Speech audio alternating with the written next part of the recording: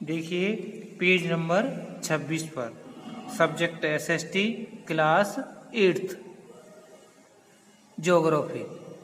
भूमि संसाधन का संरक्षण।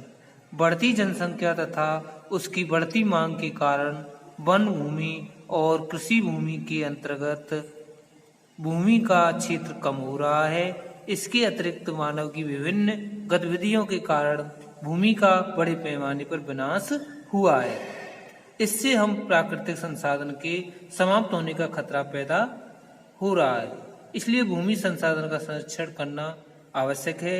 इसके लिए व्यक्तियों, समुदायों एवं सरकार को कुछ उपाय करने चाहिए, जैसे वन रोपण और वृक्षों की अंधाधुंध कटाई को रोकना, अतिचारण पर रोक लगाना एवं भूमि उपयोग की ऐसी योजनाएं बनाना जिनके द्वारा सीमित भूमि का सर्वोत्तम उपयोग किया जा सके, भूमि ह्रास न हो और पर्यावरण को हानि न पहुंचे।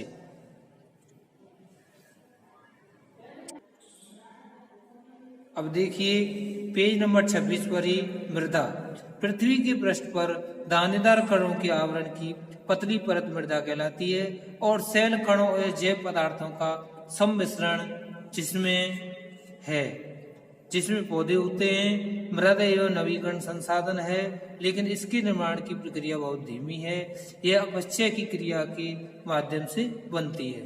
खनिजों एवं जैव पदार्थों का सही मिश्रण मृदा को उपजाऊ बनाता है। अब देखिए पेज नंबर 27 पर देखिए मृदा निर्माण के कारण। जनक सेल का स्वरूप, स्थलाकृति, जलवायु, जैव पदार्थ तथा समय मृदा निर्माण के 5 कारक हैं। जिस सेल से मृदा का निर्माण होता है उसे जनक सेल कहते हैं। जनक सेल के आधार पर ही मृदा की विशेषताएं होती हैं।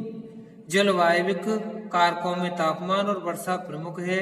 तापमान में बार बार होने वाले परिवर्तनों और जल की विद्यमानता से अपचय की दर बढ़ती जाती है।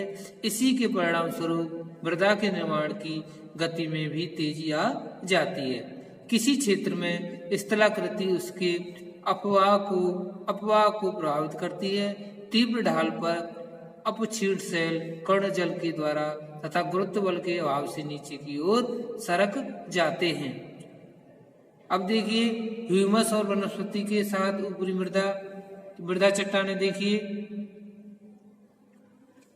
बालू गाद कले के साथ उपमृदा, अपक्षयित चट्टानी पदार्थ, जनक चट्टान आदि हैं। सेलों के अपक्षय के अलावा भी मृदा का निर्माण होता है। प्रभावित जल, नदियां और पवन के द्वारा निम्न भूमियों में पदार्थ के निक्षेप से भी मृदा बनती है।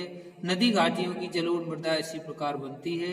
यह मृदा बहुत उपजाऊ होती है।